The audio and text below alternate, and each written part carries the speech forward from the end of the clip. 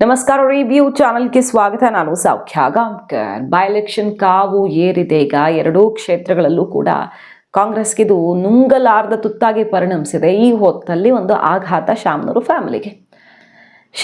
ಫ್ಯಾಮಿಲಿಗೆ ಸೆಡ್ಡು ಹೊಡೆದೇ ಬಿಟ್ಟಿದ್ದಾರೆ. ನಾಮಿನೇಷನ್ನು ಹಾಕಿಬಿಟ್ರು ಸಮರ್ಥ ಅವರು ಬಿ ಫಾರ್ಮ್ಗೂ ಮುನ್ನವೇ. ಆದರೆ ದಾರಿ ನಿಮಗೆ ಸುಲಭ ಇಲ್ಲ ಅಂತ ಈಗ ಯಾವ ರೀತಿ ಆಘಾತ ಎದುರಾಗಿದೆ. ಸಿದ್ದರಾಮಯ್ಯನವ್ರಿಗೇನೆ ಸಂಕಷ್ಟ ತಂದಿಟ್ಟಂತಹ ಬೈ ಎಲೆಕ್ಷನ್, ಸಿದ್ದರಾಮಯ್ಯನವರ ಮಧ್ಯಪ್ರವೇಶಕ್ಕೂ ಕೂಡ ಮಣಿಯದೆ ಮಹತ್ವದ ಬೆಳವಣಿಗೆ ಆಗಿರೋದು. ಡೀಟೇಲ್ಸ್ ಇರ್ತಾ ಹೋಗ್ತೀವಿ. ಮಿಸ್ ಮಾಡಿದ್ರೆ ನಮ್ಮ ಚಾನಲ್ನ ಸಬ್ಸ್ಕ್ರೈಬ್ ಮಾಡಿ, ನಿಮ್ಮ ಅಭಿಪ್ರಾಯ ಕಮೆಂಟ್ ಮಾಡಿ ತಿಳಿಸಿ. ವೀಕ್ಷಕರೇ, ದಾವಣಗೆರೆ ರೋಚಕವಾಗಿದೆ ಕಣ. ಬಿಜೆಪಿಯಿಂದ ಅಭ್ಯರ್ಥಿ ಫೈನಲ್ ಆಗಿದೆ. ಕಾಂಗ್ರೆಸ್ಸಿಂದ ಘೋಷಣೆ ಆಗೋಕ್ಕಿಂತ ಮುಂಚೆನೇ ನಾಮಿನೇಷನ್ ಆಗಿಬಿಟ್ಟಿದೆ. ಸಮರ್ಥ ಅವರು ಇವತ್ತು ನಾಮಿನೇಷನ್ ಮಾಡಿದ್ರು. ಒಳ್ಳೆ ದಿನ, ಬಹಳ ಒಳ್ಳೆ ಮುಹೂರ್ತ ಇದೆ ಅನ್ನೋ ಕಾರಣಕ್ಕೆ. ಆದರೆ ಅದೊಂದೇ ಕಾರಣ ಅಲ್ಲ, ಕೊಡ್ತಿರೋ ಬಿಡ್ತಿರೋ ನಾವು ಸ್ಪರ್ಧೆ ಮಾಡೋದು ಗ್ಯಾರಂಟಿ ಅನ್ನೋ ಮೆಸೇಜ್ ಕೂಡ ಕೊಡೋದಿತ್ತು. ಸೊ ಬಿ ಫಾರ್ಮ್ ಸಿಗುತ್ತೆ, ಮಂಡೇ ಮತ್ತೆ ಮಾಡ್ತೀವಿ ನಾಮಿನೇಷನ್ನ ಅಂತ ಹೇಳಿಕೊಂಡೆ ಇವತ್ತು ನಾಮಿನೇಷನ್ ಫೈಲ್ ಮಾಡಿದ್ರು. ಅಚ್ಚರಿ ಅಂದರೆ ಬರೀ ಕಾಂಗ್ರೆಸ್ಸಿಂದ ಅಷ್ಟೇ ನಾಮಪತ್ರ ಹಾಕಿಲ್ಲ ಸಮರ್ಥ ಅವರು. ಒಂದು ಕಾಂಗ್ರೆಸ್ಸಿಂದ ಅಂತ ತಾಯಿ ಜೊತೆ ಬೆಂಬಲಿಗರ ಜೊತೆ ಹೋಗಿ ಹಾಕಿದ್ರೆ, ಇನ್ನೊಂದಿಷ್ಟು ಯುವ ನಾಯಕರ ಜೊತೆಗೆ ಹೋಗಿ ಪಕ್ಷೇತರ ಅಭ್ಯರ್ಥಿಯಾಗೂ ಇನ್ನೊಂದು ನಾಮಪತ್ರ ಹಾಕ್ಕೊಂಡಿದ್ದಾರೆ. ಸೊ ಸಮರ್ಥ ಅವರು ಏನು ಮಾಡ್ತಾರೆ ಟಿಕೆಟ್ ಸಿಗದಿದ್ರೆ ಅನ್ನೋದು ಕ್ಲಿಯರ್ ಆಗಿದೆಯಲ್ಲ ಒಂದು ಕಡೆ. ಈಗ ಶಾಮನೂರು ಕುಟುಂಬಕ್ಕೆ ಮಲ್ಲಿಕಾರ್ಜುನ್ ಸಮರ್ಥ ಅವ್ರಿಗೆ ಮುಸಲ್ಮಾನ್ ಸಮುದಾಯದ ನಾಯಕರು ಬಿಗ್ ಶಾಕ್ ಕೊಟ್ಟಿದ್ದಾರೆ. ಸಾದಿಕ್ ಪೈಲ್ವಾನ್ ಕೂಡ ಇವತ್ತೇ ನಾಮಪತ್ರವನ್ನು ಹಾಕೇ ಬಿಟ್ಟಿದ್ದಾರೆ.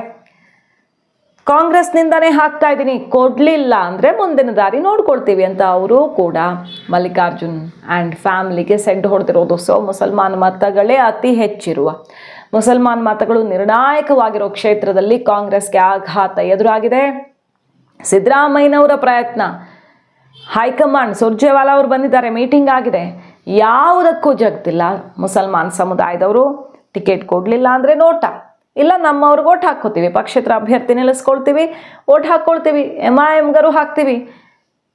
ಆದರೆ ಕಾಂಗ್ರೆಸ್ ಗೆಲ್ಲಕ್ಕೆ ಬಿಡಲ್ಲ. 50,000 ಮಿನಿಮಮ್ 50,000ದಿಂದ ಸೋಲಿಸ್ತೀವಿ ಸಮರ್ಥ ಅವ್ರನ್ನ ಅಂತ ಈಗ ಶಪಥಗೈದಿದ್ದಾರೆ. ಇದು ನುಂಗಲಾರ್ದ ತುತ್ತಾಗಿ ಪರಿಣಮಿಸಿದೆ. ನೀವು ನಾಮಿನೇಷನ್ ಫೈಲ್ ಮಾಡ್ತೀರಾ, ನಾವು ಮಾಡ್ತೀವಿ, ಯಾವ ಕಾರಣಕ್ಕೂ ಹೆಜ್ಜೆ ಹಿಂದಿಡಲ್ಲ ಅಂತ ಈಗ ಶಪಥಗೈದಿರೋದು. ಟಿಕೆಟ್ ಒಂದು ಘೋಷಣೆ ಆಗಲಿ, ಆಮೇಲೆ ಎಲ್ಲ ಸರಿ ಮಾಡ್ತೀವಿ ಅಂತಿದ್ದಾರೆ ಮಲ್ಲಿಕಾರ್ಜುನ್ ಫ್ಯಾಮಿಲಿಯವರು. ಆದರೆ ಹೈಕಮಾಂಡ್ಗೆ ಈ ನಡೆ, ಮುಸಲ್ಮಾನ್ ನಾಯಕರ ಈ ನಡೆ ಮಾತ್ರ ಬಹಳ ಸಂಕಷ್ಟ ತಂದಿಟ್ಟಿದೆ. ಸರ್, ನಾನು ಸಮರ್ಥ ಪರವಾಗಿ ಆಗ್ತಾ ಇಲ್ಲ. ನಾನು ದಾವಣಗೆರೆಯ ನಿಷ್ಠ ಕಾರ್ಯಕರ್ತ ಸಾದಿಕ್ ಪೈಲ್ವಾನ್ ಅಂತೇಳಿ ನನ್ನ ಹೆಸರು. ಎಲ್ಲ ಧರ್ಮದವರು ನನಗೆ ಗುರುತಿಸ್ತಾರೆ.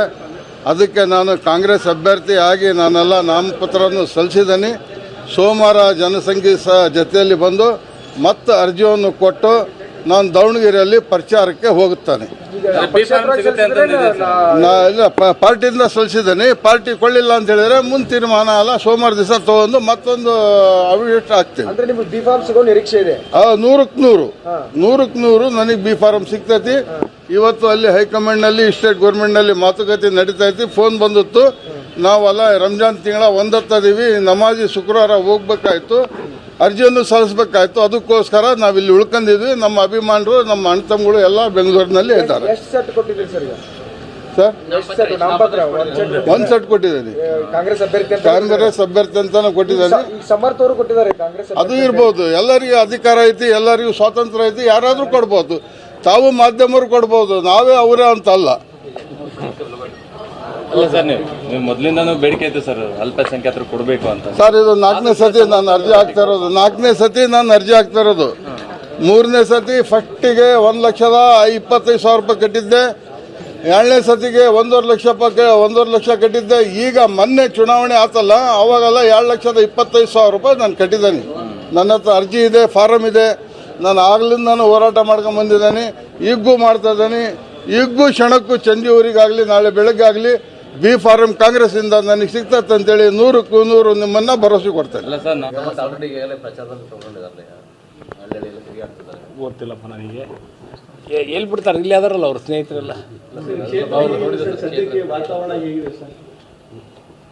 ನೋಡಪ್ಪ, ಮುಂಚಿನಿಂದಲೂ ಕ್ಷೇತ್ರದ ಬಗ್ಗೆ ನಮಗೂ ಚಿರಪರಿಚಿತರು. ನಾವು ಹುಟ್ಟಿ ಬೆಳೆದಿರೋದು ಅದೇ ಕ್ಷೇತ್ರದಾಗ.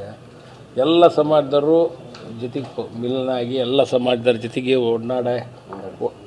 ಒಡನಾಟ ಇತ್ತು. ಎಲ್ಲ ಜಾತಿ ಎಲ್ಲ ಜನಾಂಗದವ್ರೂ ವಿಶ್ವಾಸಕ್ಕೆ ತೆಗೆದುಕೊಂಡೇ ನಮ್ಮ ತಂದೆಯವರು ನಾವಾದರೂ ನಾನು 2 ಸತಿ ಗೆದ್ದೇನೆ.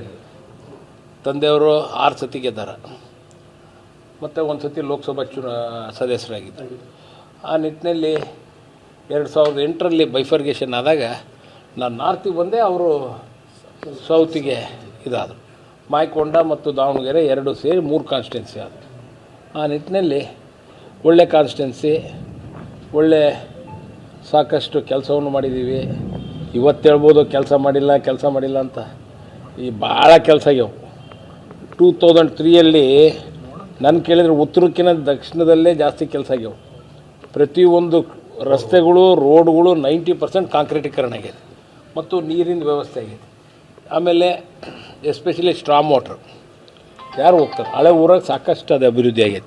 ಮತ್ತು ಕೆರೆ ಮಾಡಿದ ಮೇಲೂ ವಾಟರ್ ಟೇಬಲ್ ಏರಿದೆ. ಒಳ್ಳೊಳ್ಳೆ ಕೆಲಸಗಳು ಆಗಿಲ್ಲ ಅಂತಲ್ಲ, ಸುಮ್ಮನೆ ಮಾತಾಡಬೇಕು ಬಾಯಿ ಚಟಕ್ಕೆ. ಅಲ್ಲ, ನಿಮ್ಮ ಕುಟುಂಬಕ್ಕೆ ಯಾರಾದರೂ ಕೊಟ್ಟರೆ ನಾವು ಬೇರೆ ಪಕ್ಷಕ್ಕೆ ವೋಟ್ ಹಾಕ್ತೀವಿ ಅಂತ ನೋಟ್ ಹಾಕ್ತೀವಿ, ಯಾವುದೇ ಕಾರಣಕ್ಕೂ ಕೂಡ ನಿಮ್ಮ ಕುಟುಂಬಕ್ಕೆ ಟಿಕೆಟ್ ಕೂಡ ಬಿಡಲ್ಲ ಅಂತ ಹೇಳ್ತಾರೆ ಸರ್. ನೋಡಪ್ಪ, ಇನ್ನೂ ಟೈಮ್ ಐತಿ. ಈಗ ಅವ್ರಿಗೆ ಕೊಟ್ಟರೆ ನಾವು ಮಾಡ್ತೀವಿ, ಅವ್ರು ನಮಗೆ ಕೊಟ್ಟರೆ ಅವ್ರು ಮಾಡಬೇಕು. ಮತ್ತು ಟಿಕೆಟ್ ಒಬ್ರಿಗೆ ಅಲ್ಲಿ ಕೊಡೋದು. ಹೈಕಮಾಂಡ್ ಮಟ್ಟದಲ್ಲಿ ಈಗ ಸರ್ವೆ ರಿಪೋರ್ಟ್ ಹೋಗಿದೆ. ಸರ್ವೆ ರಿಪೋರ್ಟ್ KPCC ಕಡೆಯಿಂದ DK ಶಿವಕುಮಾರ್ ಕಡೆಯಿಂದ ಆಗಿರೋದ್ರಲ್ಲಿ ಒಟ್ಟಿನಲ್ಲಿ ಕಷ್ಟನೇ ಇದೆ. ಈ ಜಟಾಪಟಿ ಇರೋದ್ರಲ್ಲಿ ಮಲ್ಲಿಕಾರ್ಜುನ್ ಫ್ಯಾಮಿಲಿಗೆ ಕೊಟ್ಟರೆ, ಶಾಮನೂರು ಕುಟುಂಬಕ್ಕೆ ಕೊಟ್ಟರೇನೇ ಸೇಫ್ ಅಂತಾನೆ ಬಂದಿದೆ. ಆ ಕಡೆ ಬಾಗಲಕೋಟೆ ಕಥೆ ನೋಡಿ. ಬಾಗಲಕೋಟೆಯಲ್ಲಿ ಸಿದ್ದರಾಮಯ್ಯನವರೇ ಮನವೊಲಿಸೋಕೆ ನೋಡಿದ್ದಾರೆ. ಆದರೂ ಕೂಡ ಮೇಟಿಯವರ ಪುತ್ರಿ ಯಾವ ಕಾರಣಕ್ಕೂ ಮಣಿದಿಲ್ಲ. ಸುದೀರ್ಘ ಮಾತುಕತೆ ಬಳಿಕ ಕೂಡ ಸಿದ್ದರಾಮಯ್ಯನವರ ಮಾತಿಗೆ ಒಪ್ಪದೆ ತಮ್ಮ ದಾರಿ ತಮಗೆ ಅಂತ ನಡೆದೇ ಬಿಟ್ಟಿದ್ದಾರೆ. ಮಲ್ಲಿಕಾರ್ಜುನ್ ಅವರ ಪರವಾಗಿದೆ ಸರ್ವೆ. ಮೇಟಿ ಪುತ್ರರು ಅಥವಾ ಅವ್ರ ಮಕ್ಕಳಲ್ಲೇ ಕೊಡಬೇಕು ಅನಿವಾರ್ಯ. ಅದರಲ್ಲೂ ಮಲ್ಲಿಕಾರ್ಜುನ್ ಅವ್ರ ಪರ ಸ್ವಲ್ಪ ವೇವ್ ಇದೆ ಅಂತ ಸರ್ವೆ ಹೇಳಿರೋದ್ರಿಂದ ಮನವೊಲಿಸೋಕೆ ನೋಡಿದ್ರೆ ಸಿದ್ದರಾಮಯ್ಯನವ್ರಿಗೆ ಸೆಡ್ ಹೊಡೆದು ಎದ್ದು ಹೋಗಿದ್ದಾರೆ ಈಗ ಅನ್ನೋದು ಮಹತ್ವದ ಬೆಳವಣಿಗೆ. BJP ದಾವಣಗೆರೆಯಲ್ಲಿ BJPಗೂ ಅಷ್ಟು ಸುಲಭ ಏನಿಲ್ಲ. BJPಯಲ್ಲಿ ಎಲ್ಲರೂ ಒಗ್ಗಟ್ಟಿನಿಂದಿದ್ದೀವಿ ಅಂತ ಹೇಳ್ತಿದ್ರು. ಒಳಗೊಳಗೆ ಬುಸುಗುಡ್ತಿರೋದು ಸಹಜವಾಗಿ ಇದೆ, ಎಕ್ಸ್ಪೆಕ್ಟೆಡ್ ಅಲ್ವಾ? ಯಾಕಂದರೆ ರೇಣುಕಾಚಾರ್ಯ ಬಣಕ್ಕೆ, ವಿಜೇಂದ್ರ ಟೀಮ್ಗೆ ಟಿಕೆಟ್ ವಿಚಾರದಲ್ಲಿ ಹಿನ್ನಡೆ ಆಗಿರೋದ್ರಿಂದ ಹೆಂಗೆ ಕೆಲಸ ಮಾಡ್ತಾರೆ ಒಗ್ಗಟ್ಟಿನಿಂದ ಅನ್ನೋದ್ರ ಮೇಲೆ ಅಭ್ಯರ್ಥಿ ಶ್ರೀನಿವಾಸ್ ಅವರ ಗೆಲುವು ಸೋಲು ನಿರ್ಧಾರ ಆಗುತ್ತೆ. ಅವರು ಒಕ್ಕೊರಲಿಂದ ಎಲ್ಲರೂ ಒಟ್ಟಿಗೆ ಕೆಲಸ ಮಾಡ್ತೀವಿ ಅಂತ ಬಾಯಲ್ಲಿ ಹೇಳ್ತಿದ್ದಾರೆ ಅಂದ ಮಾತ್ರಕ್ಕೆ ಅದೇ ಆಗಿಬಿಡುತ್ತೆ, ಅಷ್ಟೇ ದೊಡ್ಡ ಸಪೋರ್ಟ್ ಸಿಕ್ಬಿಡತ್ತೆ ಅಂತ ಹೇಳೋಕ್ಕಾಗಲ್ಲ. ಆ ಥರ ಜಟಾಪಟಿ ಇದೆ ದಾವಣಗೆರೆಯಲ್ಲಿ. ಅಂಥದ್ರಲ್ಲಿ ಸಿದ್ದೇಶ್ವರ ಟೀಮ್ ಕೈ ಮೇಲಾಗಿರೋದ್ರಿಂದ ವಿಜೇಂದ್ರ ಬಣದ ನಡೆ ಏನು ಅನ್ನೋದು ತೀವ್ರ ಕುತೂಹಲಕ್ಕೆ ಕಾರಣ ಆಗಿದೆ. ಹಾಗಾಗಿ ಈಗ BJPಯಲ್ಲಿ ಕ್ಯಾಂಡಿಡೇಟ್ ಅನೌನ್ಸ್ ಆದ ಮಾತ್ರಕ್ಕೆಲ್ಲ ಸರಿ ಇಲ್ಲ. ಕಾಂಗ್ರೆಸ್ನಲ್ಲಿ ಪರಿಸ್ಥಿತಿ, ಕಾಂಗ್ರೆಸ್ನಲ್ಲಿ ಈಗ ಸಮರ್ಥ ಅವ್ರಿಗೆ ಕೊಡೋದೇ ಬೆಸ್ಟ್ ಅಂತ ಅಭಿಪ್ರಾಯ ಬಂದಿದ್ರೂ ಮುಸಲ್ಮಾನರ ಮಾತ್ರ ಕಿತ್ತು ಬಿಸಾಕ್ತೀವಿ, ಕ್ಷೇತ್ರದಿಂದ ಸೋಲಿಸ್ತೀವಿ ಅನ್ನೋ ತನಕ ಮೀಸೆ ತಿರುವಿ ಎಚ್ಚರಿಕೆ ಸಂದೇಶವನ್ನು ಕೊಟ್ಟಿದ್ದು ದಾವಣಗೆರೆ ಮತ್ತಷ್ಟು ರೋಚಕ ಘಟ್ಟಕ್ಕೆ ತಲುಪ್ತಿದೆ. ಕಾಂಗ್ರೆಸ್ಗಿದು ಬಿಸಿ ತುಪ್ಪವಾಗಿ ಪರಿಣಮಿಸಿದೆ. ಯಾರನ್ನೂ ಮನವೊಲಿಸೋಕ್ಕಾಗ್ತಿಲ್ಲ. ಇನ್ನೇನು ಕೊನೆ ದಿನ ಬರ್ತಾ ಇದೆ, ಆದರೂ ಕೂಡ ಕಗ್ಗಂಟು ಬಗೆಹರಿತಾ ಇಲ್ಲ. ಸುರ್ಜೇವಾಲಾ ಅವರೇ ಒಂದು ಅಂತಿಮ ತೀರ್ಮಾನ ತಗೊಳ್ಳಿದ್ದಾರೆ. ಈಗ ಅವ್ರು ಹೇಳಿದ್ದು ಫೈನಲ್ ಆಗುತ್ತೆ, ಹೈಕಮಾಂಡ್ಗೆ ರಿಪೋರ್ಟ್ ಕೊಡ್ತಾರೆ, ಆದಷ್ಟು ಬೇಗ ಆ ಹೆಸರು ಘೋಷಣೆ ಆಗಲಿದೆ ಅನ್ನೋದು ಕೈಪಾಳಿದಿಂದ ಸಿಗ್ತಿರೋ ಮಾಹಿತಿ. ನಿಮಗೆ ಇಷ್ಟ ಆಗಿದ್ರೆ ಇನ್ಫಾರ್ಮೇಷನ್ ಮಿಸ್ ಮಾಡಿದ್ರೆ ನಮ್ಮ ಚಾನಲ್ನ ಸಬ್ಸ್ಕ್ರೈಬ್ ಮಾಡಿ, ನಿಮ್ಮ ಅಭಿಪ್ರಾಯ ಕಮೆಂಟ್ ಮಾಡಿ ತಿಳಿಸಿ. Thank you.